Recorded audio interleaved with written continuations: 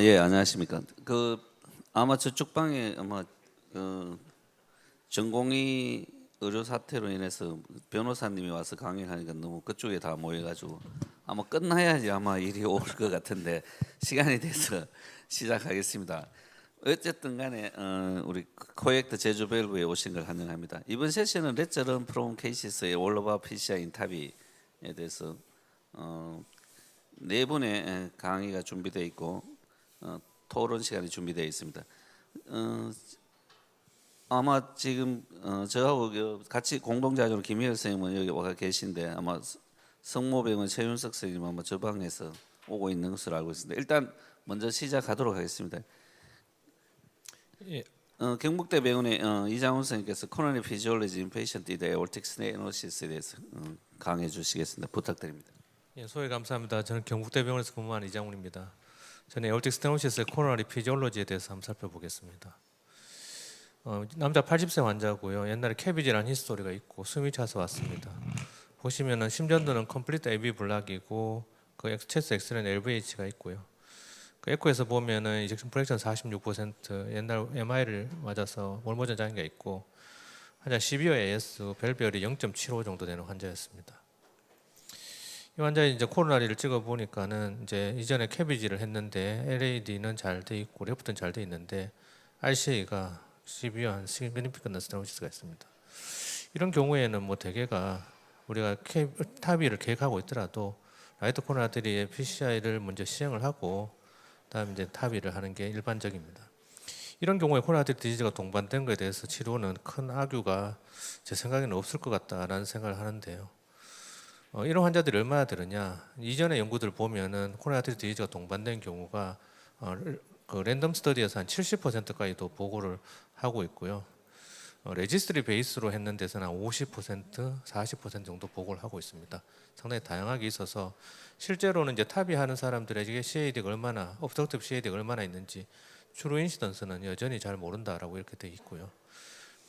최근에 2020년 ACC/HA 가이드라인을 보면은 CAD 리스크가 있을 가능성이 낮은 사람들은 CT 안주에서 다이그노시스 하고 좀 가능성이 높은 환자들은 코로나 엔지오를 해보라고 이렇게 되어 있고요. 타비가 예정돼 있다면 레프트 메인이나 프락시멀 CAD에 대해서는 타비 전에 PCI를 그런데 이제 PCI 하기에는 너무나 컴플렉스한 그런 레프트 메인 멀티베슬 신텍스가 33점 넘어가면 서지컬 AVR하고 캐비지하라 뭐 이렇게 돼 있는데요. 이 부분에 대해서 아직 우리가 확실한 컨펌이 돼 있는 건 아니고 클래스 2A 정도를 레커멘데이션 하고 있습니다. 우리가 타비를 계획하고 있다면 PCI를 타비 전에 하는 것에 대한 장점은 뭐 타비 전에 하게 되면 PCI를 좀 심플하게 할 수 있고 그 다음에 PCI를 해버렸기 때문에 코로나리 문제가 해결돼서 이스키미아라든지 헤모다이나믹 인스테빌리티가 레피드 패싱 동안에는 뭐 문제가 되지 않겠죠. 그 다음에 코로나리 먼저 하고 또 시간 두고 타비를 하게 되면 환자의 부담이 좀 줄어들 수 있으니까 그러나 이에 대한 에비던스가 확실히 있는 건 아니고요. 이전 연구들은 대개 코로나 스테노시스를 안지오그래픽할리 50%를 넘으면 스테노시스가 있다고 하고 이제 PCI를 했거든요. 그랬을 때 PCI 하고 안 하고의 에비던스에서 아웃컴에 차이가 별로 없는 걸로 돼 있어서 50% 이상에 대해서 다 PCI를 하는 게 과연 맞느냐 라는 생각을 하게 되고요. 실제로 이번에 가이드라인에서 보면 클래스 2A 정도로 시그니피컨트한 CAD를 어떻게 정의했냐면 루미널 네로잉 70% 이상 FFR 0.8 미만 IFR 같은 NHPR들이 0.89 미만인 우리가 흔히 알고 있는 이런 크라이테리아를 적용을 했어요. 근데 이에 대한 에비던스가 분명하냐 하는 거죠. 그걸 이제 리뷰를 하겠다는 겁니다. 그래서 엔지오만으로 이제 시비어리티를 결정하는 거는 이전에 우리가 많이 PCI 할 때 보는 것처럼 오버 에스티메이션 할 가능성이 많죠. 이스키미아가 없는 부위를 치료할 가능성이 있다는 거죠. 그럼 이스키미아를 어떻게 잘 평가할 수 있느냐 하는 건데 예를 들어서 한 달 정도 된 체스트페인으로 온 76세 남자인데 LVH가 있고 카디오메갈리가 있고 에코에는 모더레이트 AS 정도 됩니다. 이 환자의 엔지오를 찍었더니 이렇게 나오는 거죠. AS가 모더레이트 정도 되고 엔지오도 모더레이트 스테노시스 정도 되는 거예요. 그럼 이 사람의 피지컬 스터디를 해보는 것이 이제 에비던스가 있느냐 하는 거거든요. 이 사람에게 PCI를 어떻게 결정할 거냐 하는 건데 리전 어세스를 엔조로 아니면 펑셔널 아니면 미비 같은 non-invasive 테스트 할 건지 뭐 이런 거 있을 수 있고 아니면은 뭐 이걸 하겠다 하면 에비던스가 뭐냐 하는 생각을 해봐야 되는 거죠.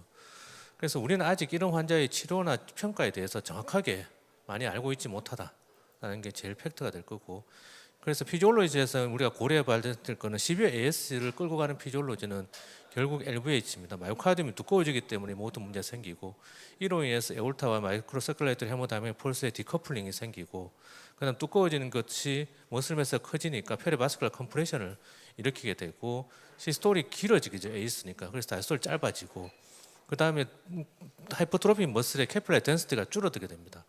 그래서 동반된 엔도셀룰 디스펑션, 코로나 베슬 월의 시크니스도 커지고, 이런 부분들이 이걸 문제를 끌고 가는 거죠. 여기다가 이제 코로나리 스테노시스까지 있으니까 두 번 좁아지는 거죠. 에올타에서 한 번 좁아졌고 코로나리 와서 두 번 좁아지는데 이걸 잘 평가할 수 있겠느냐 하는 겁니다. 그래서 첫 번째 생각해야 될 것은 이게 이제 LV 엔도 다이스톨 프레셔 굉장히 올라가고 있기 때문에 플로우 리졸브가 떨어져요. 그래서 AVA 밸브 에어리가 떨어지면 떨어질수록 코로나 플로우 리졸브가 떨어진다.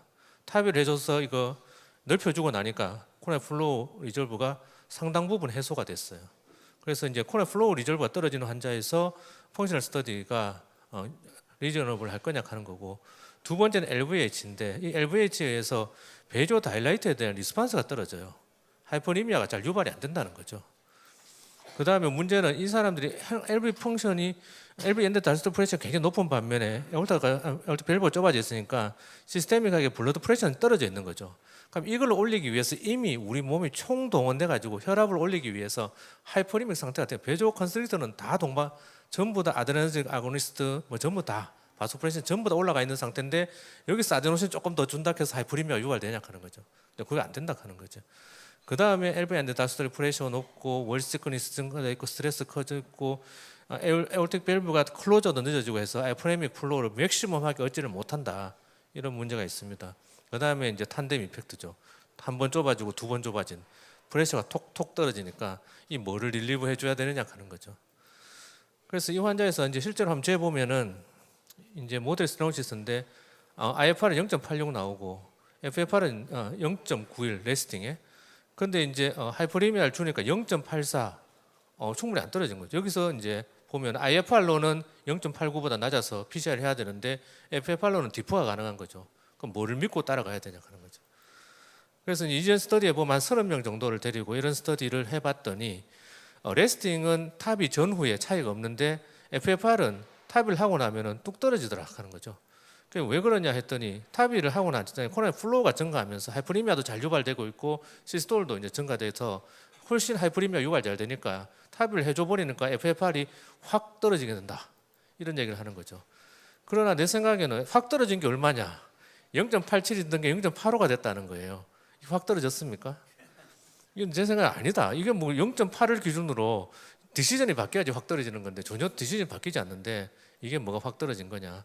그래서 이렇게 또 얘기를 하거든요. IFR, FFR 해보니까 내 생각에는 컷오프가 바뀌어야 될 것 같다. 왜냐하면 하이프리미아 충분하지 않아서 FFR이 충분히 안 떨어지니까 0.83으로 가는 게 좋겠다. 0.8이 아니라. 그런데 이거 아웃컴 데이터가 없어요. 근데 제가 볼 때는 이런 문제도 있어요. AS도 역시 레스팅 플로우가 엄청 증가돼 있어요. 그 IFR과 FFR이 IFR 레스팅 인덱스가 탑이 전후가 차이가 없는 이유는 여기 보면은 AS 때도 레스팅 플로우가 증가돼 있고 탑이 때도 여전히 증가돼 있어. 그러니까 변화가 없는 거예요. 레스팅 플로우가 변화가 없으니까 당연히 IFR은 떨어져 있는 거예요. IFR은 오버 에스티메이션 되는 거죠. 그래서 이제 개념적으로 생각해 보면 시그니피컨트 스테노시스가 있을 때 IFR이 0.87인데 FFR이 잘 안 떨어지는 게 있어요. 이거는 서브옵티멀 하이퍼리미아 때문에 안 떨어지겠죠. 그러나 반대로 마일드 스테노시스의 IFR은 낮은데 어떤 환자는 FFR이 엄청 낮은 사람이 있거든요. 이건 CFR이 엄청 좋기 때문이에요. 그럼 이제 CFR이 문제가 있으면은 IFR은 낮아도 FFR은 안 떨어질 수 있다는 거죠. 그래서 CBAS의 레스팅 PDP가 0.91인데 추루로 정말 하이퍼리미아가 잘 됐다면 0.78까지 가야 되는데 이게 서브 맥시멈 하이퍼리미아 AS 때문에 0.84가 되니까 원래 리전 시비어리티를 언더 에스티메이션 한 거죠. FFR은. 반대로 IFR은 추루 레스팅이라면 0.9해야 되는데 이게 추루 레스팅이 아니잖아요. 이미 레스팅 플로우가 증가되어 있는 거야. 그래서 IFR 0.86으로 이거는 원래 리전 시비어리티보다 오버 에스티메이션 하는 거죠. FFR은 언더 에스티메이션 하고. 그래서 둘 다 잘 맞지가 않다. 그래서 FFR은 언더 에스티메이션, IFR은 오버 에스티메이션해서 둘 다 정확도가 떨어질 수 있다는 거죠. 그 다음에 그러면은 탑이 후에 그러면 재보면 될 거 아니냐? 탑이 후에 탑을 하고 탑이 후에 어세스 해가지고 떨어져 있으면 PCI 하면 될 거 아니냐? 이런 생각도 해볼 수 있죠. 이제 그 탑이 하면 릴리브 될 거 아니야? 문제가 이래 될 건데 이 환자는 12호 AS고 에올틱 밸브열이 0.62였고요. 엔조를 보면은 이렇게 LAD는 좁아져 있고 RCA는 괜찮습니다. 자, 이 LAD 어떻게 해야 될까요? 환자 탑이 하려고 이번에 엔조 찍었는데 바로 PCR을 해야 되나요? 그 아이부스 봤더니 MLA 3.29 정도 되는데 요거에 대해서 이제 FFR을 쟀더니 0.88 나와요. 레스팅이. 그 다음에 엄청 떨어집니다. IFR 0.62. 오버 에스티메이션 됐을 가능성이 있죠. 근데 FFR 0.83밖에 안 돼요. 언더 에스티메이션 됐을 가능성이 있잖아요. 그러면 이거를 어느 걸 믿고 하기 전에 PCR 해 아니면은 어떻게 할 거냐 되는 거죠. 저는 이 환자에 대해서 이제 타비를 먼저 시행을 했어요. 재보고 싶었거든요. 그래서 이제 PCI는 하지 않고 타비를 먼저 하는데 이를 보면은 타비 할 때 페이싱을 계속 주잖아요. 한참 페이싱을 주면서 이제 이렇게 밸브를 넓히고 있는데 이 페이싱을 주는 행위 이게 하이퍼리미아를 유발하는 방식. 하이퍼리미아는 아데노신에서도 유발되고 니코란딜에서 유발되고 컨트라스트에 의해서도 유발되고 이런 래피드 페이싱에 의해서도 유발됩니다. 그래서 환자는 이미 하이퍼리믹 스테이트인 거예요. 그럼 이걸 하고 난 다음에 재보면 여기 보면 FFR 펑셔널 스터디 해보면 레스팅 이미 0.89까지 떨어져요. 이게 레스팅 영향하는 거죠. IFR이 0.76 나오면 76 RFR이 그 다음에 FFR 0.87 레스팅이 0.89인데 하이퍼리미아를 줘도 0.87밖에 안 떨어져. 이미 그러니까 fully 하이퍼리믹 상태라는 거죠. 즉 우리가 탑이하는 상황에서 래피드 페이싱 자체가 이미 하이퍼리미아를 유발했고 이 상태는 레스팅이 아니라는 겁니다. 그래서 레스팅 인덱스로 보면 전후가 차이가 없어 보이니까 레스팅 인덱스가 스테이블한 것처럼 보이지만 결코 스테이블하지 않다. 탑을 하더라도 레스팅 플로는 여전히 증가되어 있다는 것이 여기서 이제 증명이 됩니다. 그래서 이런 결과를 놓고 RFR로 PCI를 할 건지 FFR로 PCI를 디폴을 할 건지가 굉장히 고민스러울 건데 제 생각이 이렇습니다. 여기 보면은 FFR로 디시전 메이킹을 했을 때 자, FFR은 만약에 괜찮게 나온다. 0.8 이상 나오면 이거는 뭐 큰 문제가 없어요. 그런데 FFR이 떨어졌게 나오면은 이건 정말 안 좋은 거잖아요. 그죠? 뭘 해야 되는 상황이 되는데 문제는 탑이 전후로 이렇게 우리가 정해놓은 컷오프 0.8을 기준으로 떨어지는 경우 6%밖에 안 됩니다. 그러니까 FFR이 처음에는 조금 올라가 있다가 탑이 후에는 떨어진다고 하지만 실제로 우리가 정해놓은 컷오프 0.8을 경계로 넘어서는 경우가 극히 작다. 그래서 FFR 가이드하는데 큰 문제가 없다는 하나의 생각이 들고 또 하나 안조 가이드하고 FFR 가이드를 비교해 보면 FFR 가이드 PCI가 에피컷이나 세이프티 측면에서 이유가 더 낮습니다. 그래서 이제 엔조 가이드로 탑이하는 사람들을 리전 시비얼을 정하는 것보다 FFR이 클리니컬 아웃컴 측면에서 유리한 측면이 있다 하는 거고 IFR하고 비교했을 때 엔조 때 70% 이상 스로시스를 예측하는 예측률이 FFR은 12호 AS가 있든 AS가 없든 컷오프 밸류가 0.8로 동일해요. 그러나 IFR은 12호 AS가 있으면 굉장히 떨어진다 했잖아요. 오버 에스티메이션 한다 했잖아요. 0.82까지 떨어집니다. AS가 없는 환자한테는 0.92 정도의 컷오프, 0.89 이런 걸 써도 되지만 IFR은 굉장히 떨어지는 걸로 돼 있어요. 그리고 이 두 개를 가이드했을 때 만약에 IFR이 정말 노말이라면 12호 AS인데도 IFR 0.89면 굉장히 좋은 거죠. 이건 좋은 거예요. 그냥 디프하면 돼요. 그런데 문제가 IFR이 0.89 밑으로 떨어졌을 때 어떻게 하느냐인데 여기서 FFR이 괜찮으면 이거를 디퍼해도 IFR 0.89와 예후가 차이가 나지 않는다는 거고 FFR 0.8 이하라면 예후가 나빠진다는 겁니다. 그래서 이런 경우에만 어떻게 할지 디시전을 잘 하면 되겠다라는 생각을 합니다. 그런데 이제 아까 말씀드린 대로 immediate after 탑일 때도 이 CFR이 완전히 회복되는 게 아니기 때문에 FFR이 리전을 언더 에스티메이션 하는 문제가 그대로 남아있다라는 게 있기 때문에 이게 정 FFR 가이드라는 게 내가 그래도 믿지 못하겠다 하면 이 스터디는 보면 스몰 넘버고 한 13명밖에 안 했는데 여기서 보면은 CFR이 시간이 지나면 포스트 탑이 그다음 6개월 지나면 점점점 올라갑니다. 그러니까 CFR이 완전히 회복되는 게 한 6개월 정도 되면 회복되는데 여기서 보면 FFR 값이 처음에는 그렇게 높게 유지되다가 나중에는 확실히 이제 떨어지는 걸 보이거든요. 그러면 만약에 정말 애매하고 프리 PCI FFR 프리 탑이 FFR도 못 믿겠고 포스트 탑이 이미디어트 애프터도 못 믿겠으면 조금 팔로우를 해서 6개월 지나서 다시 한번 어세스 해보면 이제 조금 더 스테이블한 값을 얻을 수 있다라는 거죠. 이에 대한 데이터들이 아직 부족하기 때문에 지금 많은 스터디들 온고잉 하고 있고 이 컴플리션 데이터라고 되어 있는데 아직 안 끝났어요. 이제 들어가 보니까 아직도 이노를 하고 있고 이 데이터가 아직 안 나왔습니다. 그래서 여러 가지 연구들이 FFR이나 IFR 가이드드 PCI를 하는 것이 이 환자에게 도움이 될 수 있느냐는 데이터가 아직 나와야 되고요. 기다려 봐야 될 것 같습니다. 그래서 이 PCI를 할 거냐 말 거냐를 펑셔널 가이드를 하는 데 대해서 이 피지올로직 인덱스에 대한 정확한 이해가 필요하고 이걸 잘 활용해서 디시전 메이킹 해야 된다고 생각하고 저는 개인적으로 FFR 가이드드 하는 게 결코 나쁜 선택은 아니다라고 생각을 하고 있습니다. 예, 경쟁 주셔서 감사합니다. 예, 아주 훌륭한 강의 감사드립니다. 뒤에 강의도 또 비슷한 내용이어서 같이 하도록 하겠습니다. 다음 강의는 부천세종병원의 박하옥 선생님께서 Optimal Timing of PCI in TAVI Patient Before, On-Site, After에 대해서 강의해 주시겠습니다. 부탁드립니다. 네, 교수님 소개 말씀 감사드립니다. 부천세종병원의 박하욱입니다.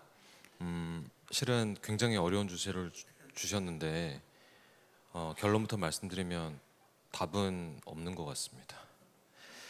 목포에서 오신 84세 여성 환자분입니다. 6월달에 최근에 의료 사태 때 이제 오신 분이고, 실은 제가 당직 때 받은 분이 아니고 다른 선생님이 매니지를 하셨던 분입니다. 어쨌거나 이번 주제에 대해서 굉장히 큰 레슨을 주셔서 제가 몰래 들고 왔습니다. 소견서는 이렇게 들고 오셨습니다. 환자가 이제 요거는 목포 병원에 입원하셨을 때 가슴 엑스레이고 굉장히 심한 카디오메갈리 그다음에 풀모널 컨제스션이 시작됐던 니아클래스 3의 디스니아로 이제 입원을 하셨습니다. 폐부종이 있었고 초음파에서는 정확하진 않은데 모드레이트 시비어 AS 같다. CT에서 스리베슬 디지즈가 보이는데 환자가 최근에 흉통은 없었고 컨디션이 나쁘지 않아서 뭐 KBG 위드 AVR 등 뭐 이런 치료가 필요할 것 같습니다. 그래서 매니지를 잘 해주셔서 저희 병원에 오셨고 그 병원에 찍었던 에코카디오그램에서는 이젝션이 살짝 떨어져 있었지만 큰 문제가 없었고 AVR에는 0.59 하지만 Vmax는 많이 올라가지 않았던 그런 환자였습니다.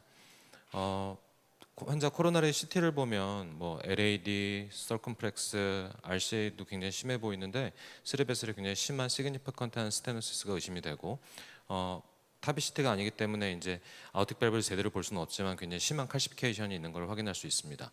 저희 병원 오셨을 때 찍었던 EKG는 가슴 엑스레이는 그래도 많이 좀 컨제스션이 해결이 돼서 오셨고 랩에서는 CKMB도 좀 올라 있고 트로포닌, 프로비엠P도 좀 올라 있는 그런 상태였습니다. 그래서 우리 당직 때 보셨던 억세스했던 선생님께서 이제 한 저녁 7시, 6시 반쯤에 아마 요 데이터를 남겨놓으셨는데 환자는 고혈압 이외에 특별한 병력은 없고 분명히 증상은 있고 에코에서 우리가 육안적으로 보기엔 CVS에 가까운데 Vmax가 다 안 찼던 환자. 그래서 일렉티브하게 코로나리 엔지오그래피를 하고 하트 페일리어 매니지먼트를 한 다음에 타비팅과 상의를 하겠다라고 했는데 환자를 그날 밤에 엔지오방에 데리고 들어가셨습니다. 그래서 보면 서컴플렉스 프록시말에 그 에피카우달 뷰였던 것 같고 서컴플렉스 프록시말에 굉장히 심한 협착이 관찰되고 LAD 프록시말에도 거의 뭐 90% 가까운 협착이 관찰되고 RCA 오스티움에도 병이 좀 있고 프록시말 투 미드 RCA 심한 병변, 디스탈 RCA 꽤 시그니피컨트해 보이는 병변이 있습니다. 자, 여러분들께 질문 드리겠습니다. 84세 여성분이고 그 하펠리어가 좀 있지만 일부 좀 개선이 돼서 오셨고 아마도 CVA에 있을 것 같습니다. 카디악 엔자임이 좀 올라서 일단은 뭐 타입 2 MI일 가능성이 있지만 어쨌거나 넌스테미 스트레베슬 디지즈입니다. 어떻게 하시겠습니까? 뭐 옵션은 한 5가지 정도가 되는 것 같고 뭐 거수를 해도 되는데 어찌됐거나 탑이 전에 PCI를 먼저 한다, 하면서 한다, 나중에 한다, 뭐 나눠서 하는 것도 하나의 방법일 수가 있겠고 서저리로 보낸다, 그다음에 메디컬 트리트먼트와 탑이만 한다. 이런 5가지 정도의 옵션이 있을 수 있겠습니다. 패널 선생님 그만 거수를 하십시오. 네. 1번, 2번, 1번이 대세네. 더 물어볼 것도 없을 것 같네요. 예. 예, 4번. 예. 굿 옵션. 그래서 그 뭐 아까 이장원 선생님도 비슷한 슬라이드를 보여주셨지만 타비를 받는 CVS 환자들은 뭐 이너프러블 또 인터미디에이트 리스크에서는 50% 이상 정도, 로우 리스크에서도 한 15에서 30% 정도는 코로나 아테리 디지즈가 있다라고 보여지고 있습니다. 언플랜디드 PCI를 그 타비 이후에 하게 되는 경우가 특히나 타비 이후에 초기에 굉장히 많고, 초기에 일주일 이내 그 언플랜디드 PCI 한 이유를 보면 카디악 어레스트나 스테미 같은 굉장히 심한 상황이 발생하는 경우들이 있어서 실은 타비를 시술하는 시술자의 입장으로서는 타비를 하면서 또는 타비하기 전에 PCI를 하는 거에 대한 굉장히 유혹을 많이 느끼게 됩니다. 비슷한 그 슬라이드로 타비 이후에 ACS 퍼센테이지를 보면 7일 이내에는 뭐 스테미가 한 15% 정도, 그런데 이제 시간이 점점 지나갈수록 다른 엔스테미나 언스테이블 엔자이나에 비해서 스테미의 이제 서바이벌이 굉장히 많이 떨어지는 걸 볼 수가 있고, 특히나 이제 타비를 하면 이제 벌론 익스펜더블 밸브를 썼을 때는 그래도 어느 정도 셀렉티브 코로너리 엔지오를 찍을 가능성이 뭐 95% 이상 정도로 이제 좀 안정성이 있지만, 환자의 어떤 컨디션 때문에 셀프 익스펜더블 밸브를 넣는 경우에는 특히나 이런 뭐 그 밸브가 이제 얼라인이 잘 맞지 않게 임플란트 된 경우에는 거의 50% 가까이 실은 코로너리 엔지오를 찍기 어렵게 되는 경우들이 많아서, 이런 밸브를 넣었을 때는 실은 밸브 넣기 전에 꼭 PCI를 하고 싶어하는 그런 상황이 생깁니다. 마찬가지로 이제 타비 이후에 스테미의 이제 서바이벌을 보면 실제로 타비를 하지 않은 사람들보다 거의 도어 투 벌룬 타임이 약 33%가 더 길고, PCI 페일리어 레이트가 4배 정도가 더 높고, 당연히 아웃컴이 굉장히 더 안 좋은 그런 상황들을 확인할 수가 있습니다. 그래서 요거는 UCLA 그룹에서 미국의 건보 데이터를 이제 가져와서 이 사람들이 그런 PCI를 어떻게 하고 있나 해서 봤더니 약 16만 명의 타바를 한 환자, 3년간의 타바한 환자들을 분석을 해봤더니 PCI와 타비를 이번 기간 내에 이제 같이 한 사람들, 그래서 타비 하는 동안에 약 그 같이 했던 그룹이 한 14%, 그다음에 타비하기 전에 했던 그룹이 한 12.8%, 그다음에 타비를 이제 PCI를 타비한 이후에 했던 그룹이 한 70 몇 프로인데, 분석을 해봤더니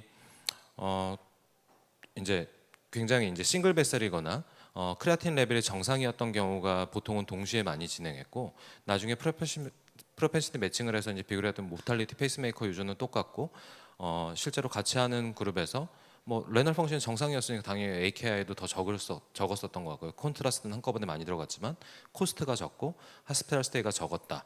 그래서 이러한 경향성이 있다라는 걸 발표를 했습니다. 근데 이거에 대한 에디토리얼이 원 포 더 머니, 투 포 더 쇼 이렇게 줬고, 뭐 타비 PCI를 동시에 하는 경우들이 많고 돈은 아낄 수 있지만 아직까지는 캐비지와 사바를 동시에 하는 그룹보다는 훨씬 더 적은 것 같다. 뭐 그래서 별 내용 없는 내용을 에디토리얼로 주셨습니다. 실은 오늘 주제에 대한 클리어컷한 뭐 그런 데이터들이 없고, 실은 클리어컷한 데이터를 내기가 굉장히 어려운 주제였기 때문에 이것저것 찾다 보니까 이번에 스카이 2024년에 레이트 브레이킹으로 나왔었고, 아직 데이터 퍼블리시는 다 안 된 것 같은데, 마찬가지로 한 5만 명의 TVT 데이터를 이제 분석을 했고, 타비하기 전에 한 85%, 타비하기 전에 85%, 타비한 이후에 1.3%, 그다음에 같이 했던 14%의 환자를 역시나 세 군으로 나눠서 비교해봤더니 아웃컴엔 큰 차이가 없더라.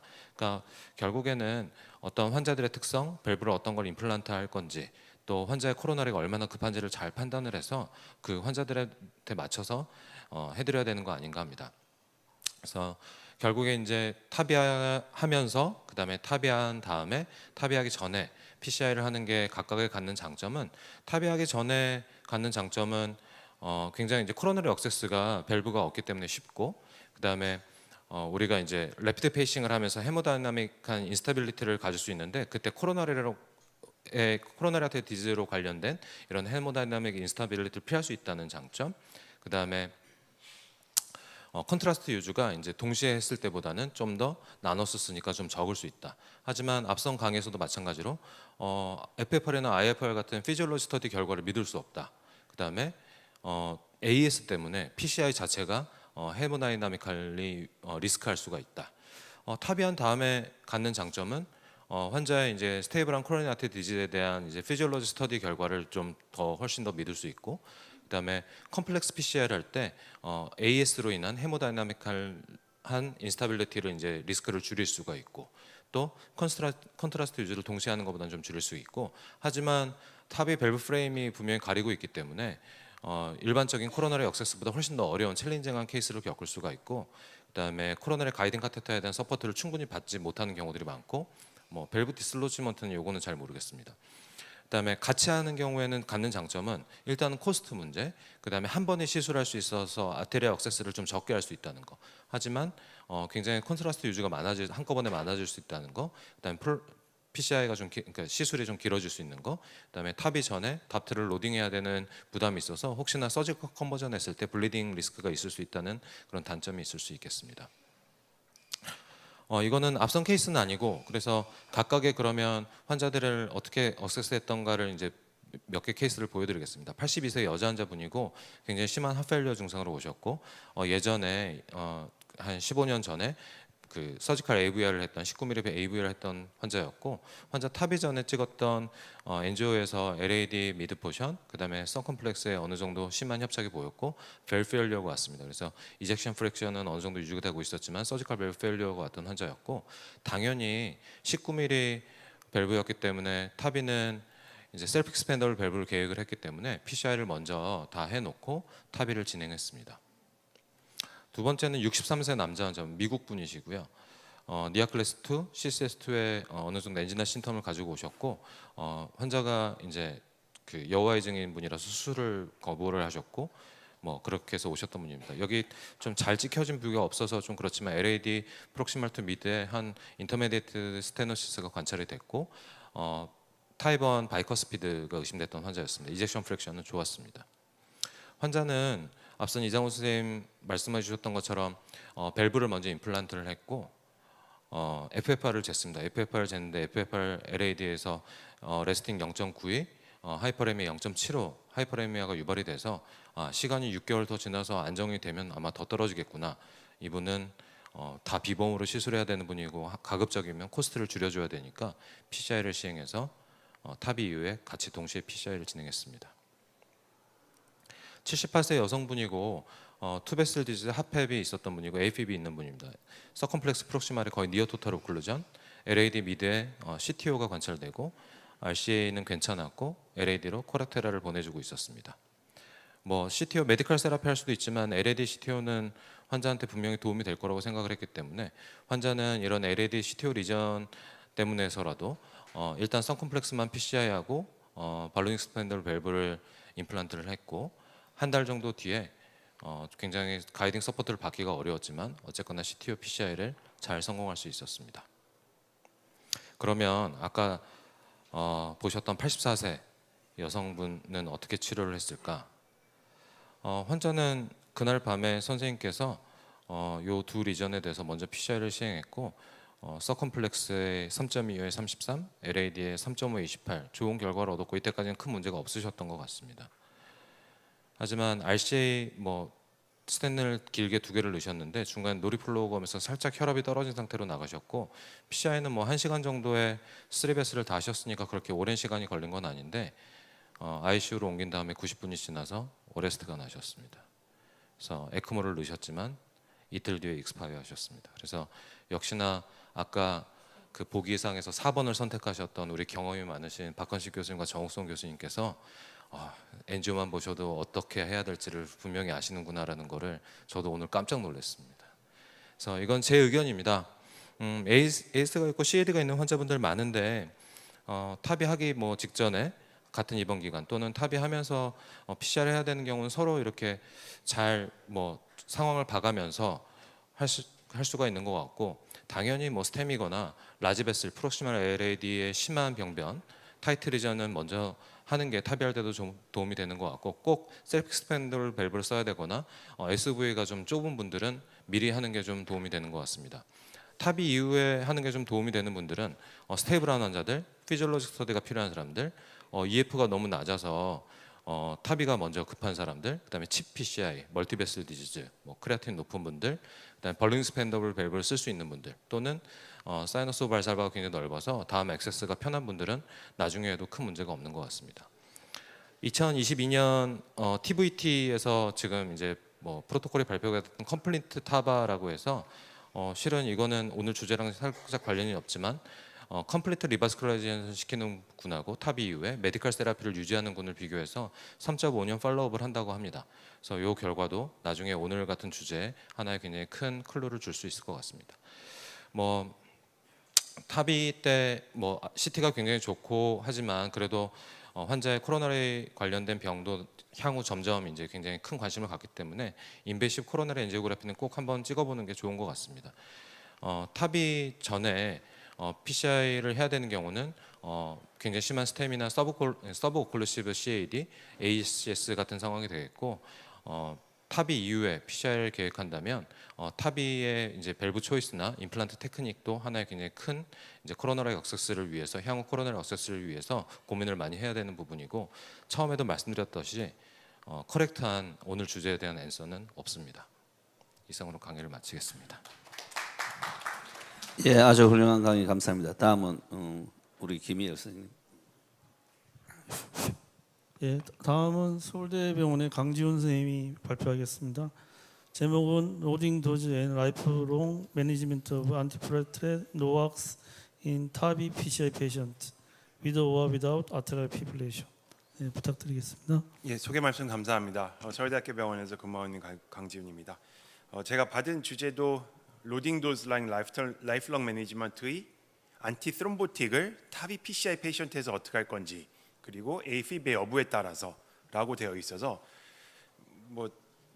그냥 하고 싶은 대로 하면 되지 않나라는 생각이 드는데 그래도 이제 지금 있는 에비던스를 바탕으로 해서 말씀을 드리도록 하겠습니다. 하고 싶은 대로 해도 되는 이유는 에비던스가 없기 때문인 것 같습니다. 앞선 두 발표에서도 비슷한 얘기가 나왔고 다행히도 이 타비 PCI에 관해서 작년에 유로 인터벤션에서 주세페가 이런 리뷰 논문을 하나 썼습니다. 그래서 50% 이상이 CAD를 갖고 있지만 50% 이상이 PCI를 하는 건 아니죠. 그리고 이제 요즘에 나온 로리스크에서 확실히 줄어들기는 했지만 이게 적은 이유는 요 두 연구에서는 컴플렉스한 CAD를 제외를 했습니다. 연구의 두 개 따라서 조금씩 다른데 신텍스코 22점을 제외한 연구도 있어서 이것 때문에 조금은 적게 나온 것이 아닌가라는 생각이 듭니다. 그러면 이제 CAD가 타비에서 얼만큼 중요하냐라는 이슈에 대해서는 아까 박하욱 선생님께서 잘 보여주셨지만 많은 연구들이 진행이 되고 있고 사실 시그니피컨트 한지 아닌지도 잘 규명이 되어 있지는 않는 것 같습니다. 이게 PCI가 아니라 CAD입니다. 그래서 뭐 50%라고 정의가 됐을 수도 있는 거고요. 컴포짓 아웃컴을 여러 가지 연구에서 봤는데 어떤 건 조금 유의하고 어떤 건 하나도 안 유의하고 뭐 이런 식으로 해서 CAD가 있고 없고가 시비어 예스 환자들한테서 큰 의미가 있을 수도 있고 없을 수도 있다 뭐 이렇게 되고 있는 것 같습니다. 그래서 그만큼 저희가 알고 있는 것은 명확하지 않은 것 같습니다.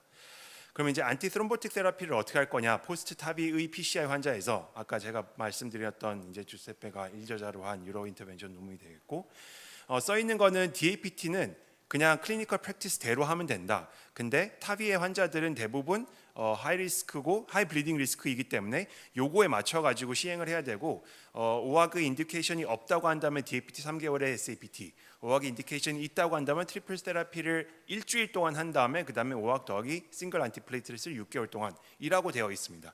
뭐 그냥 그닥 타비 PCI를 그닥 고려하지 않은 인디케이션인 것 같습니다. 그냥 저희가 흔히 아는 AFib 있냐 여부에 따른 하이 블리딩 리스크 환자들과 상당히 비슷한 정도의 인디케이션인 것 같습니다.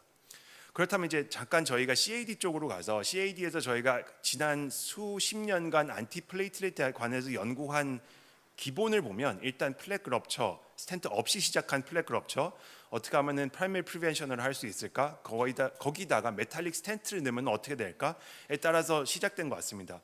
뭐 본 빌레브란트 팩터, 콜라겐에서부터 시작되고 여기에 플레이트레이트가 주된 역할을 하지만 트롬보시스도 역할을 하기 때문에 뭐 이런 식으로 가면서 결국에는 리전부터 점점 나간 것 같습니다. 안티플레이트릿이 보다 더 중요한 역할을 하기 때문에 안티플레이트릿을 저희가 사용을 하고 있고요. 근데 최근에 보면은 이제 요것이 조금 더 환자 쪽으로 시프팅된 것 같습니다. 그래서 이제 뭐 리전이 어떻고 저쩌고 이런 얘기는 조금 들어가면서 환자가 ACS로 프레젠테이션 했냐, 환자가 하이 블리딩 리스크가 있냐, 폴리베스큘러 디지즈가 있으면은 기존에 쓰지도 않던 노악을 쓰기 시작하고 있고, 이제 대놓고 팩터 11A 이니비터 같은 경우에는 임상 연구까지 그냥 대놓고 진행을 하고 있습니다. 그래서 맨 처음에 리전에서 시작하고 그 다음에 환자로 오면서 안티플레이틀리티, 안티코아귤런트 쪽으로 넘어가고 있는 것 같습니다. 타비 쪽으로 보면은 다양한 트롬보틱한 블리딩 리스크가 있죠. 뭐 이게 환자 자체가 프레일한 것이 때문에 주된 블리딩 리스크가 돼 있고, 트롬보틱 리스크 마찬가지로 환자 팩터도 있지만 밸브 트롬보시스 요것이 특히 많은 것 같고, 요 트롬보시스에 의한 트롬보 엠볼릭 이벤트가 이론적으로는 존재하고 있는 것 같습니다. 그래서 타비 환자에서 여러 가지 블리딩 트롬보틱 이벤트가 있지만 데스, MI, 스트로크 이런 것들은 주로 페이션트 릴레이티드 팩터일 것 같고요. 그리고 이제 특히 여기에서 밸브 트롬보시스가 타비 스페시픽한 팩터이지 않나. 그리고 그것 때문에 디제너레이티드 리플렛 그리고 메탈릭 프레임 이런 거를 생각해야 되지 않나라는 생각이 듭니다. 저희가 이제 뭐 밸브를 생각하면 당연히 이제 밸브 트롬보시스를 생각하는 거고, 밸브 트롬보시스가 하트로 간 다음에 RLM으로 간 다음에 그 다음에 밸브 디제너레이션으로 간다라는 이론적인 백그라운드가 있고, 뭐 실제로 CT를 찍으면 이렇게 잘 보이는 환자들이 있고, 이것이 결국에는 뭐 서브클리니컬하게 나타난 다음에 결국에는 클리니컬하게 나타난다고 이론적으로는 되어 있긴 하지만, 실제 요거를 없애는 데 있어서 DAPT를 쓴다, 안티코아귤레이션을 한다, 노악을 쓴다 여러 가지가 있는데, 기존의 연구에서 요것도 좀 왈가왈부가 되고 있는 것 같습니다. DAPT 써서 안 없어진다는 연구도 있고, 안티코아귤레이션 해서 없어진다는 연구도 있고, 서브클리니컬 리플렛 트롬보시스가 TIA 스트로크와 연관이 돼 있다라는 것도 있는데, 이것이 정말로 여기 생긴 트롬보스가 날아가서 머리에 문제를 일으킨 건지, 워낙 환자 자체가 트롬보제닉했기 때문에 이런 게 밸브와 인디펜던트하게 생긴 건지 그거는 조금 불명확한 것 같습니다. 반대로 그냥 아예 관련이 없다는 얘기도 있습니다. 리플렛 트롬보스가 있건 없건 모탈리티, 스트로크, TIA 전혀 상관이 없고, 심텀이 쭉 생기면서 심해지는 트롬보시스도 있지만 자기가 알아서 없어지는 트롬보시스도 있기 때문에 이걸 어떻게 평가해야 되냐도 좀 애매한 것 같습니다. 앞서 말씀드린 것처럼 지금 다 밸브 중심, 밸브 트롬보시스 중심으로 말씀을 드리고 있는 중입니다. 파트너 3의 서브 애널리시스를 보면 그 하트가 생기면 밸브의 프레셔 그레디언트에 마지널한 영향을 준다라는 결과가 있고, 요것이 임상적으로는 데스, 스트로크, TIA, 레날 아테리 엠볼리제이션을 다 합쳐야 유의한 정도의 리스크 팩터를 가지지 않나라는 얘기가 되고 있어서 이게 정말로 트롬보시스 자체가 문제를 일으키고 있는지도 지금은 명확하지 않은 것 같습니다. 그래서 뭐 노멀 밸브에서 하트, 램, 밸브 트롬보시스로 가서 이게 디스펑션 클리니컬 이벤트로 이어지고 있는지, 요 사이에서 히모다이내믹 밸브 디테리에이션이 어떤 영향을 끼치는지는 명확하지가 않은 것 같습니다. 그럼 이제 저희가 이제 트롬보시스니까 안티코아귤레이션을 하는 게 맞는 건지라는 거를 생각을 해야 되겠고, 하지만 이 트롬보시스 자체가 그냥 녹이면 되는 트롬보시스인지에 관해서는 역시나 잘 안 돼 있고, 요거에 대해서는 뒤에서 다시 말씀을 드리겠습니다. 당연히 안티플레이틀릿을 쓴 거지 안티코아귤레이션을 하는 것이 맞는 건지는 여전히 불명확한 것 같습니다. 이제 사실 트롬보시스에서 안티코아귤런트를 쓰는 거는 조금 직관적으로 이해하기 쉬우니까 플레이틀릿 쪽에서 좀 더 설명을 드려보도록 하겠습니다. 리플렛 트롬보시스가 생기면 얼리 밸뷸러 칼시피케이션과 디제너레이션은 비단 프로세식 밸브뿐만이 아니라 네이티브 밸브에서도 잘 밝혀져 있고, 이때 문제가 되는 거는 프로세식 밸브의 특히 콜라겐이라고 합니다. 요 뒤에서 슬라이드에서 보여드릴 테지만 이 콜라겐에 플레이틀리트가 붙으면서 볼빈러빌리티 팩터가 중요한 역할을 하면서 거기서부터 생긴 트롬보시스가 조금씩 나이도스가 되면서 커지고 프로인플레이션이 생기면서 트롬보시스가 생기고 밸브 디제너레이션이 된다라고 기존에 밝혀진 바가 있고, 뭐 정말로 그냥 자세하게 밸브의 콜라겐 본 빌리브랜트 팩터가 바이오프로세식 밸브의 콜라겐에 달라붙으면서 문제가 생긴다라고 잘 설명이 되어 있는 바가 있습니다.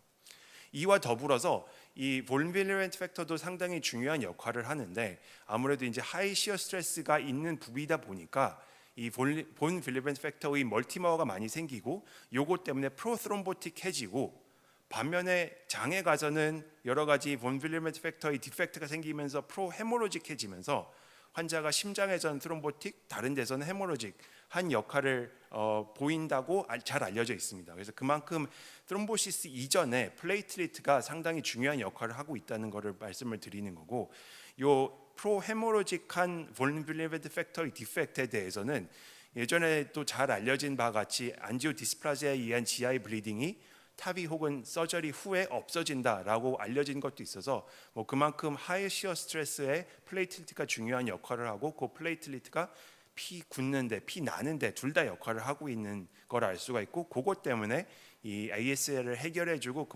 거기서 본 블렌드 팩터가 중요한 역할을 하는 것도 잘 밝혀진 바가 있습니다.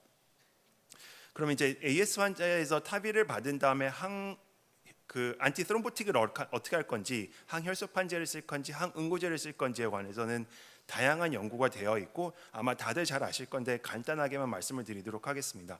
아르테 연구는 AC 대 A를 비교했고 당연히 A가 여기서 확연한 차로 이겼다는 것을 알 수가 있고요. 물론 샘플 사이즈가 작아서 p-value는 조금 마지널하긴 합니다. 제가 받은 주제에 로딩도 얘기가 있었는데 로딩은 다 그냥 저희가 아는 대로 했습니다. 이니셜 클로피도그렐은 300이고 75mg 데일리로 썼고, 아스피린은 로딩 얘기가 없는 게 이 환자들이 다 이미 프라이머리 프리벤션으로 아스피린을 먹고 있는 환자여서 아스피린 얘기가 없는 것 같습니다. 어쨌든 일단은 클로피도그렐은 300 한 다음에 75 로딩을 했고, 그렇게 로딩한 것이 더 안 좋았고 메인리 드라이븐 하는 팩터는 블리딩이었다, 즉 출혈만 많이 일으켰다라고 되어 있습니다. 갈릴리오 트라이얼은 초반에 로딩을 다르게 하다가 결국에는 리바록사반 대 아스피린을 비교를 했고, 마찬가지로 이제 아스피린 같은 경우에는 300 로딩을 했다라고 되어 있고, 리바록사반 로딩 얘기는 없는데 여기서 항혈소판제를 어떻게 로딩할 건지는 애매하다라고 연구의 프로토콜에 되어 있습니다. 그래서 이제 그만큼 항혈소판제를 어떻게 쓰는지는 잘 모르는 상태에서 진행이 됐던 연구라고 할 수 있을 것 같습니다. 여기서도 마찬가지로 보다 더 약한 안티트롬보틱을 쓰는 군이 세 군에서 더 이벤트가 적고, 뭘로 이벤트를 잡냐에 따라서 유의성은 조금씩은 왔다 갔다 했지만 그래도 확실히 트롬보 이벤트 리스크를 줄이는 거는 전혀 못했다는 걸 알 수가 있습니다. 리바록사반이. 그래서 그렇다고 한다면은 아까 말씀드린 것처럼 밸브의 트롬보시스가 클리니컬 이벤트로 만약에 이어진다고 하더라도 거기서 노악이 가지고 있는 역할은 거의 없다라고 볼 수도 있지 않을까라는 거를 이 연구를 통해서는 생각을 할 수가 있을 것 같습니다. 파퓰러 타비 연구 같은 경우에는 안티코아귤레이션 인디케이션이 되냐 안 되냐에 따라서 좀 달리했는데, 안티코아귤레이션 인디케이션이 없는 환자는 아스피린 클로피도그렐 대 아스피린을 비교를 했는데 마찬가지로 이 확연하게 아스피린 단독이 우월했다는 걸 알 수가 있고, 요거는 블리딩과 트롬보틱 엔드 포인트를 둘 다 줄여줌으로써 우월했다는 것을 알 수가 있고요.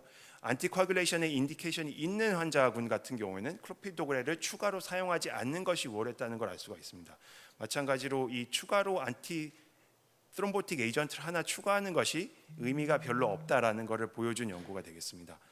아틀란티스 연구도 마찬가지로 조금 복잡하게 한 연구인데 안티코아귤레이션 인디케이션이 있고 없고에 따라서 와파린 대 아픽사반 혹은 와파린 대 안티플레이틀리스를 비교한 거고, 여기서는 이 어떻게 쓰냐 마냐는 그냥 피지션의 마음대로 해라라고 프로토콜에 되어 있습니다. 그래서 이제 로딩 도스를 어떻게 하냐 이런 얘기는 그냥 마음대로 하세요라고 돼 있어서 제가 아까 처음에 그냥 마음대로 해도 된다라고 말씀을 드린 근거가 되겠습니다. 그래서 아틀란티스 트라이얼은 아시겠지만 이제 전체적으로도 아픽사반이 와파린보다 도움이 되지 않았고, 안티코아귤레이션이 인디케이션이 있냐 없냐에 따라서도 전혀 아픽사반이 우월함을 보이지 않았다는 걸 알 수가 있습니다. 통상 저희가 와파린이 아픽사반보다 딴 건 몰라도 블리딩이 아픽사반이 좀 더 좋지 않을까라고 생각을 하는데, 여기서는 그런 것이 전혀 신호도 보이지 않았던 연구라고 할 수 있겠습니다. 굳이 우월했던 거 하나는 obstructive한 밸브 트롬보시스가 안티플레이틀릿에 비해서 아픽사반 군이 조금 좋았다 정도로 남아 있어서 노악이 밸브 트롬보시스에 있어서는 안티플레이틀릿보다는 좀 더 낫지 않을까라고는 생각할 수도 있겠지만, 다른 연구에서는 재현이 안 되는 걸 봐서는 그렇게 결론을 내기에는 조금 무리가 있는 것 같습니다. 엔비시지 에피타비는 마지막으로 이제 에독사반을 바탕으로 한 연구고, 에이피블인 환자들이었기 때문에 노악의 인디케이션이 되는 환자들이었고, 여기서도 마찬가지로 블리딩이 오히려 에독사반이 와파린보다 안 좋았고 나머지 아웃컴에서는 큰 차이가 없었던 연구가 되겠는데, 여기서는 좀 신기한 게 연구가 PCI를 받은 환자들로 스트래티피케이션이 됐습니다. 그러니까 요 문구 때문에 이게 오늘은 조금 중요한 연구가 되지 않을까라는 생각이 듭니다. 그래서 PCI를 받았던 환자들이 전체 파퓰레이션 중에서 140명, 상당히 적었다는 걸 알 수가 있고, 그 PCI 파퓰레이션을 받은 환자들 중에서 소수가 같은 때 받았습니다. 7.1%만 같은 시기에 그 PCI랑 타비를 동시에 진행했다는 걸 알 수가 있고, 전체 파퓰레이션을 치면 0.7%만 타비 더하기 PCI를 같은 시술에 받았다는 걸 알 수 있습니다. 그래서 어쨌든 이제 요 군을 보면은 워낙 140명이 적어가지고 140명 대 나머지만 분석을 했고 140명 안에서 에독사반대 와파리는 분석은 못했습니다. 근데 일단 여기를 보면 PCI의 리센트 히스토리가 있으면 안티플레이트릿을 사용하지 않는 이 정도가 리센트 PCI가 없는 사람보다 더 적었다는 걸로 알 수 있습니다. 그러니까 뭐 반대로 얘기하면은 안티플레이트를 사용한 군이 훨씬 더 많았던 거죠 여기서. 그러니까 여기는 안티플레이트 더하기 안티코아귤레이션이고 여기는 안티코아귤레이션 단독이 되겠습니다. 그러면 이제 한 군은 두 개, 한 군은 하나가 되겠죠. 근데 아웃컴을 보면은 네이스는 미묘하게 안티플레이트릿을 안 쓴 군이 더 좋았고요. 블리딩은 안티플레이트릿을 쓴 군이 더 많이 생겨서 마찬가지로 안티플레이트릿을 쓰는 것이 리센트 PCI 히스토리가 있음에도 불구하고 더 안 좋다라는 것을 보여준 아주 소규모 연구라고 말씀을 드릴 수 있을 것 같습니다. 네, 말씀을 달려서 이제 결론까지 왔습니다. CV와 AS 환자들은 여러 가지 이유 때문에 트롬보틱 헤모로지 컴플리케이션이 많고 이게 주로 코모비디티 때문에 관련이 되어 있고 바이오프로세시스 자체가 문제가 되는 것은 이론적으로는 있지만 이게 잘 밝혀지진 않은 것 같습니다. 바이오프로세시스에 문제가 생기면 당연히 디스펑션, 페일리어, 트롬보틱 이벤트가 생길 수도 있고 관련이 있을 수도 있는데 이걸 어떻게 예방을 할 건지는 아직은 정립이 되지 않은 것 같고 타비 더하기 PCI라고 한다면 이게 타비 자체, PCI 자체에 집중하는 프로토콜보다는 그냥 페이션트 팩터에 따라서 달리 쓰는 것이 최근 가이드라인인 것 같습니다. 그래서 안티코아귤런트 쓸 일이 없으면 싱글 안티플레이트릿, 안티코아귤레이션을 쓸 일이 있으면은 노악 더하기 PCI 싱글 안티플레이트릿 에이전트로 가는 것이 타비 PCI 환자에서도 그대로 적용이 되는 것 같고 기존의 많은 연구에서 안티트롬보틱 인텐시티의 강도를 세게 하는 것 중에서 어디티브한 베네핏을 보인 연구는 없다고 말씀을 드릴 수 있을 것 같습니다. 네, 이상으로 발표를 마치도록 하겠습니다. 네, 다음 연자 소개시켜드리겠습니다. 다음은 서울성모병원의 오규철 교수님께서 Technical Consideration for Successful PCI in Post-TAVI ACS Patient에 대해서 발표해 주시겠습니다. 네, 소개 말씀 감사드립니다. 원래 아마 재밌게 발표를 하라고 타비를 하고 스테미로 와서 벌벌벌 떨면서 힘들게 가이딩을 걸고 하는 그런 케이스를 찾으라고 하셨던 것 같은데 제가 저희 센터가 요즘에 한 타비를 1년에 150개 정도, 스테미는 100개 조금 넘게 하는 것 같은데 타비를 더 많이 하는데 한 케이스 제가 5년 동안 눈 빠져라 그렇게 다 눌러봤는데 없더라고요. 이게 다른 데 가서 다른 선생님들을 괴롭히고 있는 건지 하지만 최대한 해보겠습니다. 지금 쭉 말씀해 주셨지만 타비와 코로나리 아트리 디지즈는 뗄래야 뗄 수 없는 것 같고요. 요 세 가지에 대해서 이제 어느 게 더 좋은지도 아까 박하우 선생님께서 얘기를 해주셨는데 저는 요게 더 좋다고 생각했는데 계속 보다 보니까 이거 아닌가 싶기도 하고요. 그래서 일단 정답은 없지만 이렇게 세 가지를 쭉 하는 거고 제가 이제 오늘 얘기해야 될 것은 포스트 타비 PCI의 그리고 리억세스의 어려움이 되겠고 그렇게 치면은 벌룬 익스펜더블 밸브는 빼고 셀프 익스펜더블 밸브에 대해서 이야기를 좀 해보겠습니다. 그래서 이게 캐뉼레이션이 하기 전에는 사실 저도 펠로 때 1시간에 걸쳐서 레프트 다이그노스틱 건 적도 있고 여기는 지금 옆방에 계시지만 여기 계시네요. 김효수 선생님께서 지나가면서 아직도 뭐 하냐 하고 나가버리신 적도 있으신데 사실 이게 하려면은 어떻게 해서든지 하고 뭐 안 되면 손 바꿔서 하면은 성공을 실패하는 안지호를 못 찍는 경우는 없는데 실제로 타비를 하게 될 경우에는 unsuccessful도 한 20명에 1명 정도는 나타날 정도로 어려워지는 것 같습니다. 그리고 확실히 타비 이후에 PCI를 하면은 프로시저 타임도 길어지는 거는 맞고요. 78세 남자고 숨이 차서 왔고 과거에 이제 PL 브랜치에 이제 인피리어 MI가 와서 PCR을 이미 했고 그 당시에 아마 퍼포가 있어서 코일 엠볼라이제이션도 했다고 하고 AFib도 있다고 하고 안티 트롬보틱 에이전트도 어떻게 써야 될지 모르겠는 그런 환자고요. 에코를 와서 했는데 AV Vmax 4.3에 민 프레셔 그레디언트 51, AVA 0.6에 CVI S고 이젝션 프랙션은 비교적 괜찮았던 그런 환자분입니다. 다이그노스틱 CAG를 먼저 했고 레프트 제가 이제 이 전후를 보여드리려고 가이딩들을 다 써놨는데 적힌 레프트 3.5로 레디얼 어프로치로 라이트 레디얼 어프로치로 했고 미드 LAD에 뭐 약간 병이 있는데 뭐 심하지는 않고요. 서컴플렉스도 PCI는 아니고 칼슘인데 칼슘이 중간에 인터미디에이트 리전이 있고 특별한 건 없고 분명히 PCI를 하고 MI를 했다고 하는데 저는 사실 스텐트는 잘 안 보이긴 합니다. 아마 여기 있는 것 같기도 하고요. 확실히 코일 엠볼라이제이션을 해놓았습니다. 뭐 더 이상 세는 건 없고 오른쪽은 라이트 4로 걸었던 환자고 타비는 잘 됐습니다. 뭐 에볼루트를 넣어서 타비는 잘 됐고 뭐 코로나리 액세스 문제는 없을 것 같이 생겼고요. 그래서 뭐 환자는 애시당초 코로나리는 심한 병이 아니니까 퇴원을 하셨고 숨찬 거 호전되었고 3개월 뒤에 근데 응급실로 숨차고 누우면 올솜니아 있고 밥 못 먹겠다라고 하면서 오시고요. 요때인데요. CKMB 올라가 있고 트로포닌이 올라가 있습니다. 요때가 딱 요 전인가 바로 요 날인가 하여튼 외래를 오시고 다음 날인가 아니면 외래에서 바로 응급실로 보내셨나 그런지 모르겠는데 하여튼 요 증상이 있고 암자임은 떠 있고 그 당시에 하루 이틀 사이에 했던 초음파에서는 에비 펑션 괜찮고 그 다음에 마일드 PVR 위에는 특별한 게 없는 요 마커를 설명할 만한 것이 없는 그런 환자분이었고 그러니까 다시 당연히 이제 CAG를 하게 됩니다.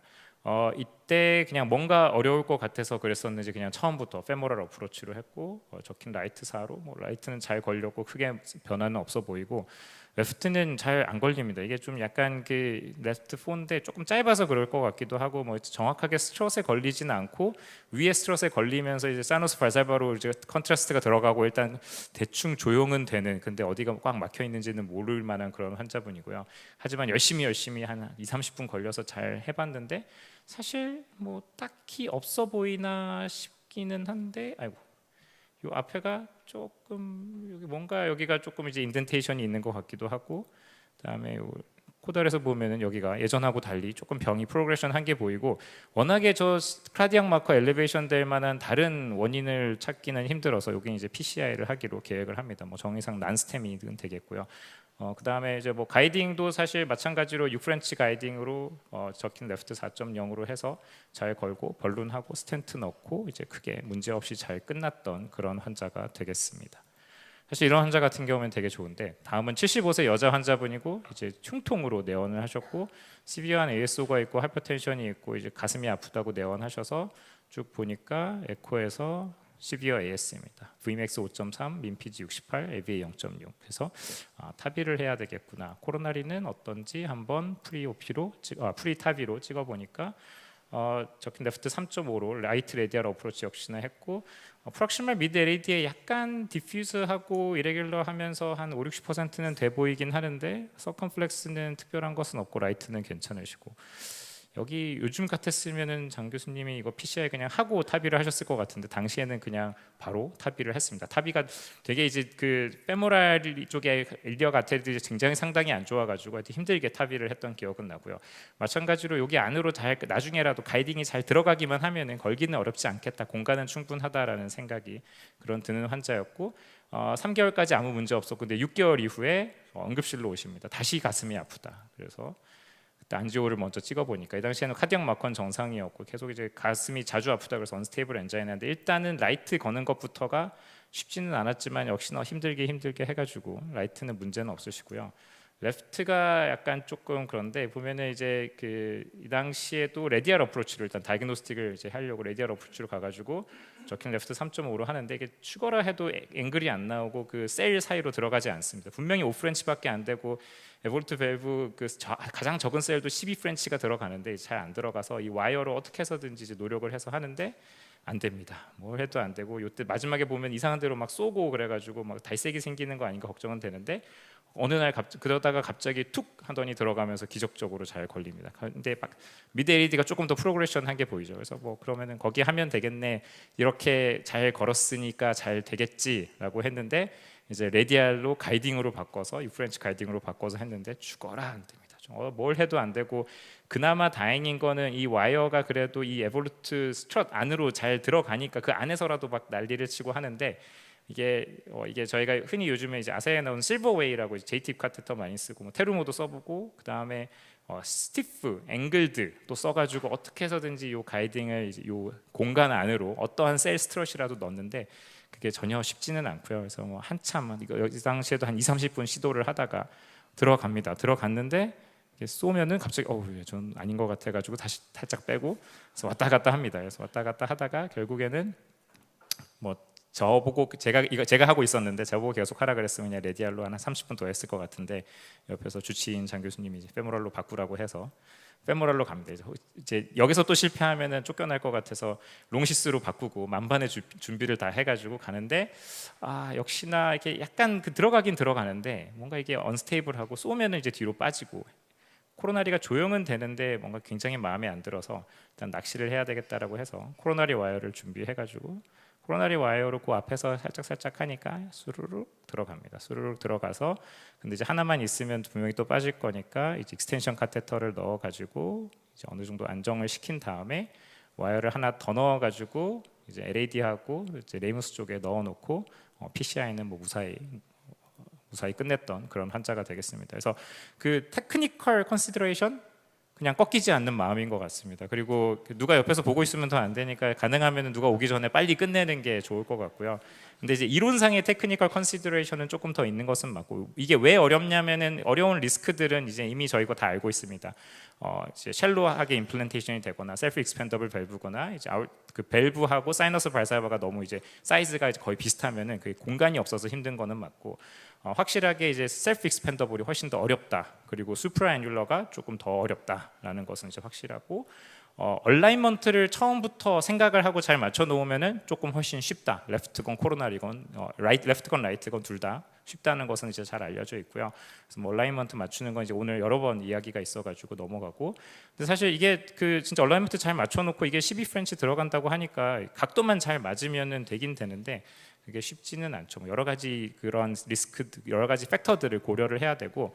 그래서 뭐 이런 앱들도 있더라고요. 이제 어떻게 하면은 조금이라도 더 도움이 될 수 있을까? 우리가 그냥 아무 생각 없이 이거 해보고 저거 해보고 이러지 말고 그냥 약간 프로토콜 같이 이제 여러 가지를 사용해 볼 수 있는 뭐 순서대로 거를 설명을 해주는데 뭐 J-와이어 일단 기본적인 이제 앵글드 와이어서 안 되면은 J-와이어를 써보고 그다음에 스티프한 와이어를 써보고 안 되면 이제 코로나리 와이어로 일단 넣어놓고 이제 마지막 케이스처럼 이제 가이딩을 이제 유도를 해라라고 되어 있고 심지어 이런 알고리즘도 있습니다. 그래서 페모랄 또는 레디알인데 레프트가 조금 더 낫겠다. 앵글이 좀 더 이제 훨씬 낫기 때문에 레프트 레디알을 선호를 하고 최소한 너무 이제 4프렌치, 5프렌치 정도는 들어가기는 쉬울 수 있어도 뭔가 이제 충분한 백업 서포트가 없고 PCI 경우에는 특히나 그래서 6프렌치를 쓰고 확실히 그런 J-와이어를 통해서 이제 데미지도 줄이면서 확실히 오스티움 가장 근처에 있는 셀에 들어간 다음에 그게 혹시나 힘들면은 스티프한 와이어를 앵글드 와이어를 써가지고 이제 데미지 조심하면서 들어가고 가이딩 카테터는 다이그노스틱은 그냥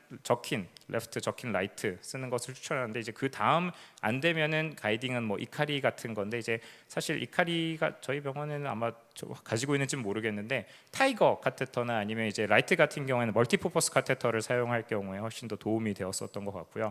다이크슨 말고 PCI 같은 경우에도 마찬가지로 이제 여기는 이제 오히려 세컨드 라인을 그냥 아예 이카리 레프트 라이트를 사용을 해보라고 권고를 하고 있습니다.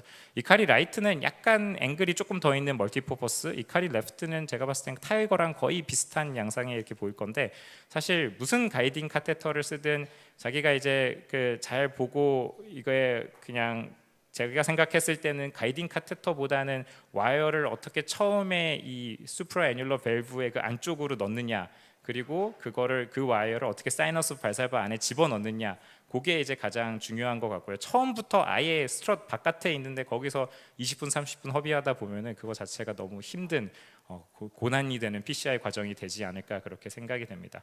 근데 그러면 이제 빕탑이 하면 어떻게 할 것이냐 뭐 할 수 있을 것 같지 않습니다. 해결 빨리 그 빕탑이 하기 전에 이제 해결을 하고 들어가야 될 것 같고 근데 신기하게 요거는 이제 뭐 그런 요즘에 워낙에 AI와 그 3D 프린팅 이런 게 많다 보니까 아예 이제 예상을 해가지고 빕탑이 한 환자의 2개의 밸브를 3D 프린팅 해놓고 그럼 이렇게 들어가면 되겠다라고 이제 뭐 이렇게 시뮬레이션을 한 게 있는데 글쎄요 뭐 밖에서 말로는 쉽죠. 저도 할 수 있을 것 같습니다. 그럼 어려울 것 같고 제일 중요한 건 이게 자꾸 이 테크닉이든 프리포스트 뭐 듀링이든 중요한 게 점점 젊은 환자분들이 이제 AS에서 PCI 타비를 하고 뭐 사버를 하고 빕 타비를 하고 하다 보니까 이제 이 환자들에게 코로나리가 이제 나중에 문제되는 환자들 아직 저는 다행히 경험은 못 해봤지만 타비하고 나서 스테미로 오는 환자들을 치료를 할 때 많은 고민을 해야 되고 그런 상황에서 이제 어떠한 밸브를 어떤 순서대로 선택을 해야 될까는 다른 이제 주제일 것 같아서 여기서 저는 마무리를 하도록 하겠습니다. 그래서 하나의 정답은 없다. 여러 가지 옵션들을 가지고 있고 내가 뭘 어느 정도까지는 쓸 수 있겠다라는 것을 생각을 하고 가능하면 저는 첫 번째 타비 전에 다 PCR을 해주시면 좋을 것 같고요. 응급 상황에 항상 대비해야 되고 여러 가지 이제 가이딩 와이어 와이어나 아니면 코로나리 와이어들을 쓴 준비를 하고 있어야 될 것이라고 생각이 됩니다. 네, 경청해 주셔서 감사합니다.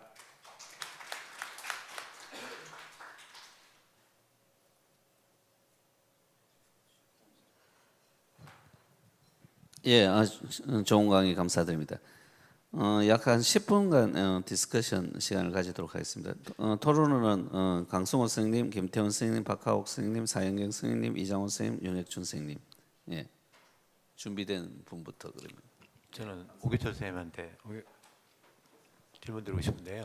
혹시나 뭐 ACS 같은 경우로 오는 경우는 어쩔 수 있겠지만 스테이블 같은 경우에 우리가 전혀 여기에 대한 탑에 대한 인포메이션이 없는 병원 같은 경우에서 혹시나 CT 같은 걸 먼저 코로나 CT 같은 걸 찍어보면 좀 도움이 될 수 있는 툴이 있는지 팁 같은 게 있는지.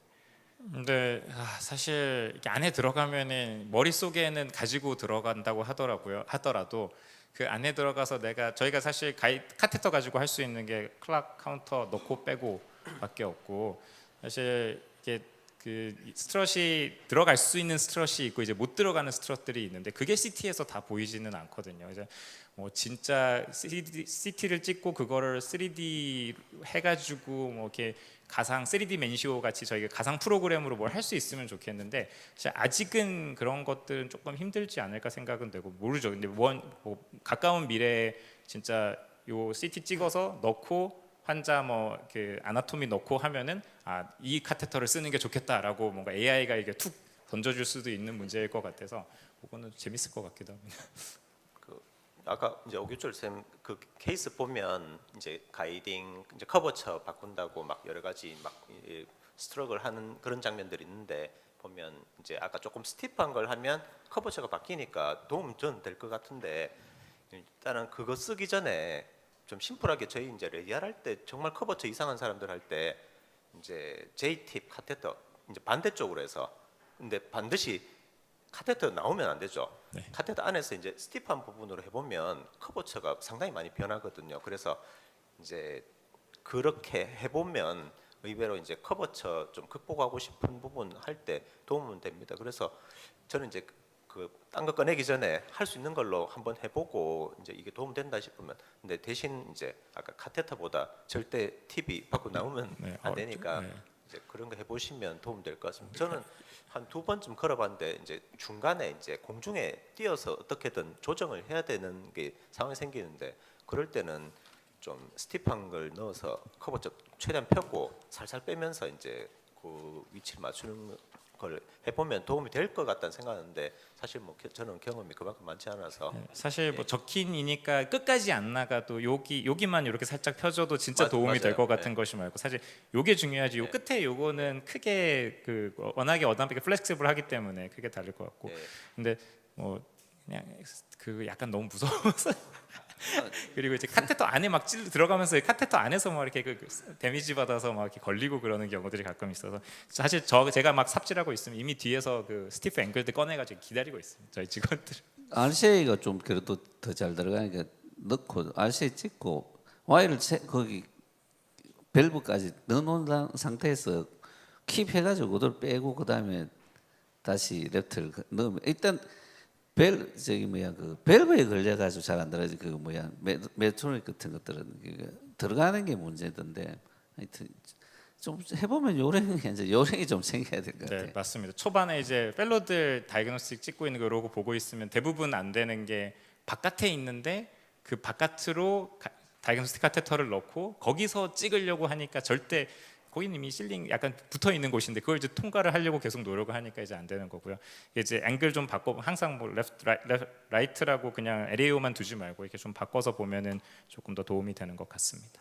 우리가 그 예전에 이까리의 그 네이처 커브처를 보면 끝에가 이렇게 말려 올라가고 있는 그런 차원이거든요. 그래서 이렇게 하는 걸 보면 레프트 라디알, 라이트 라디알 말고 레프트 라디알을 통해서 이까리 같이 그것도 적힌이 레프트로 들어가면 이까리 같이 팁이 올라가니까 그런 것들 중에서 제일 유용한 거는 킴리. 요즘은 잘 안 나오는데 킴리 카테타나 이까리 카테타 이런 것들을 레프트 쪽으로 어프로치를 하면 팁이 이렇게 상방으로 보고 있으니까 프로젝션이 더 맞지 않나 그렇게 생각이 됩니다. 물론 요새 이까리가 원래 레디알용으로 개발돼 가지고 커브가 좀 더 있는데 옛날에는 많이 좀 썼는데 요새는 그냥 뭐 피모랄이나 레디알이나 전부 거의 저케이스나 이런 거 써가지고 제가 잘 공급이 잘 안 되는 것 제가 생각했을 때 저런 종류의 카테터를 추천을 하는 이유가 이게 대부분 에볼루트 넣는 환자들을 생각해 보면 사이너스 발살바가 좀 커서 이제 코로나리에 나중에 문제가 없을 것 같다고 생각하는 환자들을 넣는데 그런 환자들이 이제 그냥 안지오 찍을 때는 그 사이너스 발살바 안으로 적힌이 이렇게 탁 들어가는데 지금은 밸브 스트럿이 막고 있으니까 이게 짧게 되는 경우들이 많고 그런 상황에서 좀 이제 좀 더 말려 있는 이까리가 좋아서 추천을 하지 않았을까 싶고 사실 가이딩 카테터는 뭐 어떻게 잘하면 EBU도 그냥 이렇게 쑥 잘 넣어 쓸 수 있고 하는 문제라서요. 네, 그런 결국엔 와이어를 처음에 어떻게 잘 넣는지에 따라서 자신감이 달라지는 것 같습니다. 힘들었던 케이스를 좀 공유를 해드리고 싶은데 제가 그 지금까지 이제 탑이하고 코로나 때문에 굉장히 큰 문제가 생긴 환자가 이제 3명 정도 겪었습니다. 그래서 한 명은 그 LAD에 이전에 있던 스텐트 쪽에 아마 스롬보시스가 생긴 것 같은데 결국 끝까지 걸지를 못했거든요. 빨리 안 걸려가지고 예. 마음은 급한데. 아니요. 그분은 나중에 이제 일렉티브하게 다 걸고 여러 번 했는데 리커런트하게 MI를 맞고 나중에 돌아가셨습니다.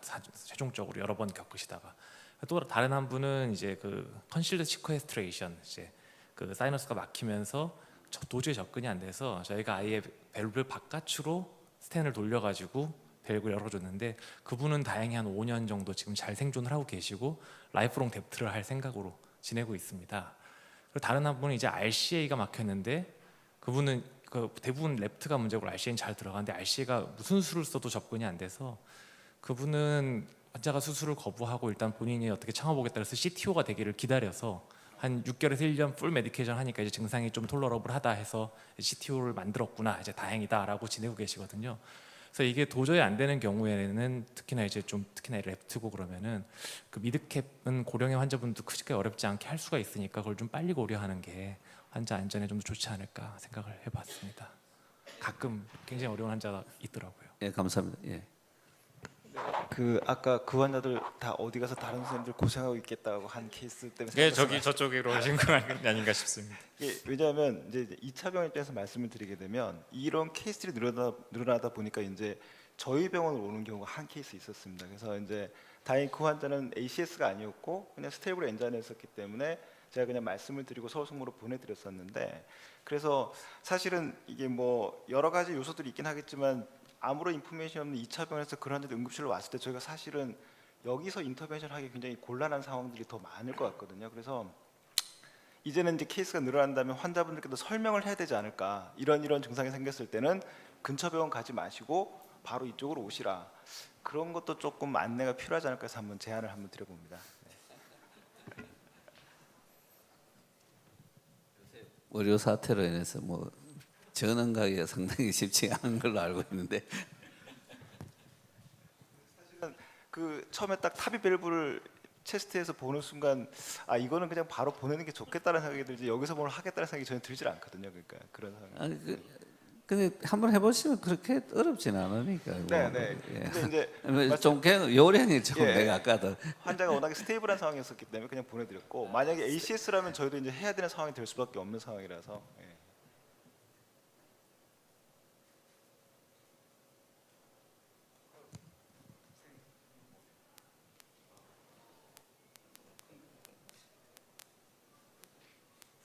사영경 선생님이나 또 이정훈 선생님 또 말씀. 제가 이장훈 교수님께 질문 하나 드리겠습니다. 아까 너무 재밌는 강의 감사드리고 가끔 서지컬 그러니까 수술자들한테 여쭤보면 물론 이제 옛날 데이터를 기반으로 경험적으로 그렇게 하시겠지만 LAD 같은 경우는 50%만 줘봐줘도 본인들은 무조건 AVR하면서 미드캡 그러니까 캐비지를 같이 해야 된다라고 주장하시는 분들도 계시고 실제로 탑의한 분들 보면 별로 이렇게 한 30-40%밖에 안 됐나 하는데 되게 빠르게 프로그레션하는 코로나리 플락들이 탑의 이후에 좀 있는 것 같거든요. 혹시 그런 데 대한 에비던스나 뭐 이런 거 경험이 있으신지? 지금 가이드라인은 이제 타비를 계획 중인 사람에서 코로나 트리트 랩트 메인, 뭐 프락시마 LAD, 같이 아까 말씀드린 70% 이상의 스테노시스는 이제 그 탑이 전에 PCI 하고 한다. 그다음에 이제 멀티베슬 이제 랩트 메인을 포함한 신텍 스코어 33점 넘으면 탑이를 생각했더라도 사브이를 하고 캐비지를 한다 이렇게 돼 있고 그 모더레 스테노시스에 대해서 또는 미드 LAD에 단독으로 있는 것에 대해서 그거에 대해서는 에비던스가 거의 없는 상황이라 할 수 있고, 과거의 스터디들은 그 랜덤 스터디가 전부 다 인롤 할 때 코로나 때 디지가 있으면 전부 하고 인롤을 했거든요. 그래서 이제 그 데이터가 더더욱 없으니까 50%라도 있으면 다 이제 PCR 해버리고 그다음 타비 스터디에 다 들어왔기 때문에 더더욱 에비던스가 없지 않나 싶습니다. 네, 시간이 이제 거의 끝나서 또 김영선 교수님 말씀 주십시오. 아까 김태훈 선생님께서 아주 그 리얼한 그죠 진료 현장에서 고충을 이야기하셨는데 이게 이제 커뮤니케이션 되면은 그래서 트리커스 뷰나 커스 오버랩 뷰를 조금 받아가지고 한번 비춰보면은 포스트가 트리커스 뷰에서는 포스트가 이번하게 디스트리뷰션하고 커스 오버랩 뷰에서는 one right, two left. 그러면은 이게 좀 걸기가 쉽겠다라는 이제 감이 되고 그 다음에 보실 게 에볼루트가 항상 문제인데 below annular depth가 어느 정도 되는가. 그 depth가 길면은 코로나의 하이트가 조금 높고 그러면은 뭐 전혀 한번 해볼 만하다. 근데 굉장히 옛날에 굉장히 shallow implantation 했거든요. 그 ventricular depth가 굉장히 낮고 그 사람 코로나 하이트가 뭐 낮으면은 이건 정말 걸기 어렵습니다. 그래서 에버루트 경우에는 아마 전화로 걸어가지고 그때 저 커스프 오브 랩비하고 드리커스비 좀 가르쳐 달라 해가지고 플로레스 한번 보고 너무나 어긋나면은 60도 어긋나면은 잘 안 걸리거든요. 왜냐하면은 이게 에버루트가 실이 14mm인데 이 포스트가 걸린 데는 거의 2배 되거든요. 26, 28 돼요. 그게 코로나에 딱 앞에 가로막고 있으면은 아무리 사이너스가 넓어도 안 들어가요. 그래서 그걸 빨리 커뮤니케이션 하면은 depth하고 commercial alignment를 고려할 수 있는 앵글을 2개지만 미리 전화해가지고 알아놓고 보면은 이 포스트가 트리커스피어에서 even 디스트리뷰션 돼 있는지, 커스프 오브 랩비에서 one right, two left 돼 있는지, depth가 깊다. 그러면 얼마든지 해볼만 한데 그렇지 않으면은 그냥 그 사고 친 사람한테 보내는 게 낫지 않을까. 예, 총 코멘트 말씀 감사합니다. 시간이 다 돼서 이번 세션 이것으로 마치겠습니다. 감사합니다.